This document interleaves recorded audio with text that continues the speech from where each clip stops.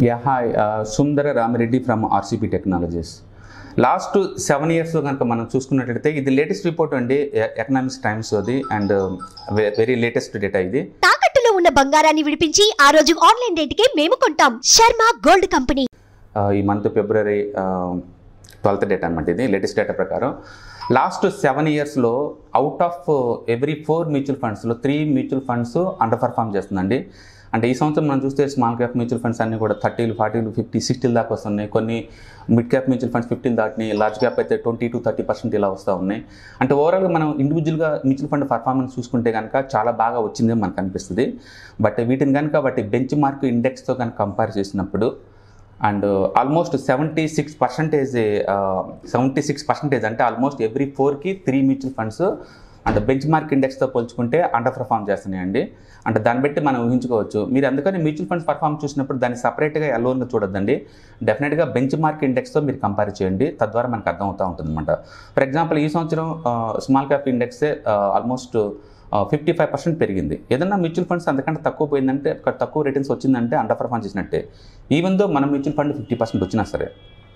అలాగే large cap ఈ సంవత్సరం 24% వచ్చింది. ఏదన్నా లార్జ్ క్యాప్ మ్యూచువల్ ఫండ్స్ అంతకంటే తక్కువ వచ్చిందంటే అండర్ పర్ఫామ్ చేసినట్లు లెక్క అనమాట. అట్లా మీరు కనుక బెంచ్ మార్క్ ఇండెక్స్తో కంపేర్ చేసుకున్నప్పుడు ఇండియాలో లాస్ట్ 7 years యావరేజ్ డేటా ఇది. And 76% of the mutual funds అన్నీ కూడా అండర్ పర్ఫామ్ చేస్తున్నాయి అనమాట. ఓకే, ఈ కేటగిరీలో అంటే మిడ్ క్యాప్ అయితే మేజర్గా ఉందండి. Out of 21 స్కీమ్స్లో 20 schemes under perform చేసినాయి.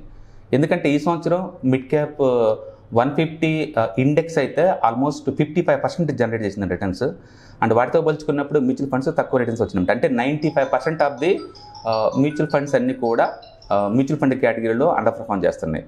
అలాగే లార్జ్ అండ్ మిడ్ క్యాప్లో కనుక చూస్తే out of 20 స్కీమ్స్లో 18 schemes under perform చేస్తుంది. అంటే 90% స్కీమ్స్ అన్నీ లార్జ్ అండ్ మిడ్ క్యాప్ల కేటగిరీలు కూడా అండర్ పర్ఫామ్ చేస్తున్నాయి.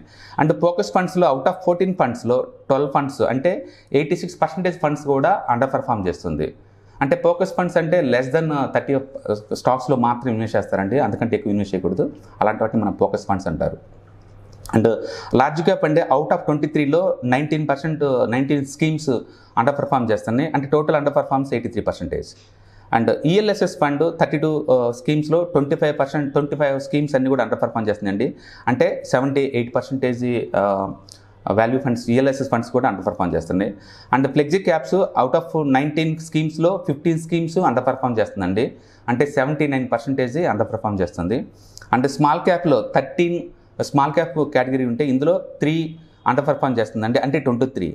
అండ్ కాంట్రా అనుకోండి 3 ఫండ్స్లో అవి మొత్తం పర్ఫామ్ చేస్తున్నాయి. అంటే ఇక్కడ మనం బాగా చూసామనుకోండి, ఒక స్మాల్ అండ్ వాల్యూ ఫండ్ ఈ రెండే కొంచెం బాగా పర్ఫామ్ చేస్తున్నాయండి. మిగతా మొత్తం 7 years టైం ఫ్రేమ్లో కనుక చూసుకుంటే అండర్ పర్ఫామ్ చేస్తుంది. ఎందుకు నేను స్మాల్ క్యాప్లో అండ్ మిడ్ క్యాప్లో మ్యూచువల్ ఫండ్స్లో కూర్చుంటే రిమైనింగ్ వాటిలో మ్యూచువల్ ఫండ్స్ వద్దు అంటే రీజన్ ఇదే.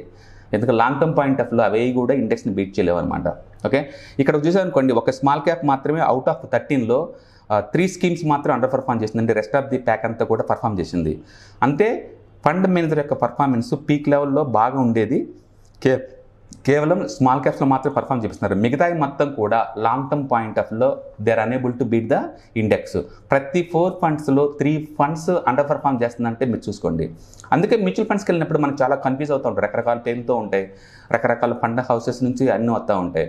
బట్ అవన్నీ కూడా రెస్పెక్ట్ బెంచ్ మార్క్ ఇండెక్స్ని బీట్ చేయడంలో ఫెయిల్ అవుతున్నాయి. కాబట్టి మీకు ఈ ఫండ్స్ చూసుకోవటంలో కనుక కన్ఫ్యూజన్ కనుక అయితే స్ట్రైట్ అవే ఇండెక్స్ ఫండ్లో పెట్టేసేయండి. లాంగ్ టర్మ్ పాయింట్ ఆఫ్లో మీరు మార్కెట్ ఎలా మూవ్ అవుతే అలా మూవ్ అవుతూ ఉంటాయి అన్నమాట. కాబట్టి నెక్స్ట్ టైం మీరు మ్యూచువల్ ఫండ్స్కి వచ్చేటప్పుడు అండ్ స్మాల్ క్యాప్ కేటగిరీ అయితేనే మ్యూచువల్ ఫండ్స్ తీసుకెళ్ళండి. అండ్ మిగతా కేటగిరీలు అన్నిటి కూడా బెంచ్ మార్క్ ఇండెక్స్ ఉన్న ఇండెక్స్ ఫండ్స్ తీసుకొని సేఫ్ అండ్ సెక్యూర్గా మీరు లాంగ్ టర్మ్లో మనీ మేక్ చేసుకోవచ్చు అనమాట. ఎందుకంటే ఇండివిజువల్ ఫండ్ హౌస్కి వెళ్ళినప్పుడు depending upon the fund manager టాలెంట్ని పెట్టేసి మూవ్ అవుతూ ఉంటాయి. ఒకప్పుడు ఫ్రాంక్లిన్ టెంపుల్టన్ కావచ్చు, లేదా డిఎస్పీ కావచ్చు, లేకపోతే ఐసీసీఐ కావచ్చు, వీళ్ళందరూ ద బెస్ట్ కేటగిరీలో ఉండేవాళ్ళు. ఇప్పుడు ఎక్కడ కూడా టాప్ 5 ఎక్కడా లేరనమాట వాళ్ళు. అందుకని ఎందుకు మ్యూచువల్ ఫండ్స్ నిరంతరం రివ్యూ చేసుకుంటూ ఉండాలి ఎవ్రీ 1 yearకి. అండ్ బై అండ్ ఫర్గెట్ కుదరదు అంటే బికాస్ ఆఫ్ ఈ రీజన్. అదే కనుక ఇండెక్స్ ఫండ్స్ అనుకోండి అంటే బై అండ్ ఫర్గెట్ చేసుకోవచ్చు. ఎందుకంటే మార్కెట్లో ఎలా మూవ్ అవుతాయి అలా మూవ్ అవుతుంటాయి కాబట్టి మనం చూసుకోవాల్సిన పని లేదు. అండ్ ఎవ్రీ 6 monthsకి ఒకసారి రీబ్యాలెన్స్ అవుతూ ఉంటాయి కాబట్టి ఇండెక్స్ ఫండ్స్ మనం పర్వాలేదు. అందుకని లాంగ్ టర్మ్ పాయింట్ ఆఫ్లో మీరు బై అండ్ ఫర్గెట్ చేద్దాం అనుకుంటున్నారా, then it should be a index fund.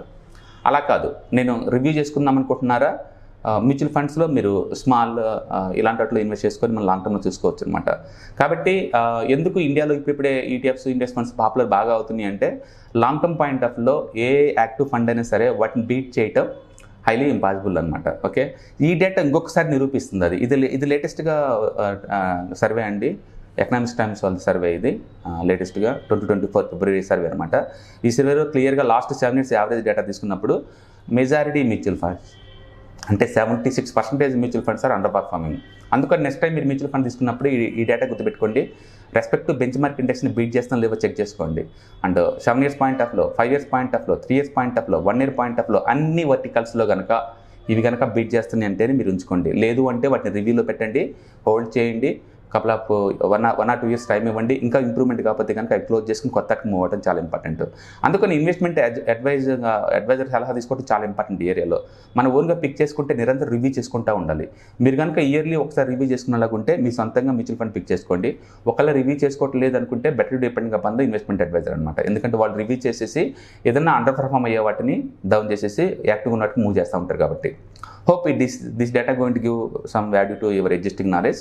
So next time మీరు మ్యూచువల్ ఫండ్ తీసుకున్నప్పుడు మీ మ్యూచువల్ ఫండ్ ఈ కేటగిరీలో అవుట్ పర్ఫార్మ్ చేస్తుందా లేదో మీరు చెక్ చేసుకోండి. Okay, all the best, thank you.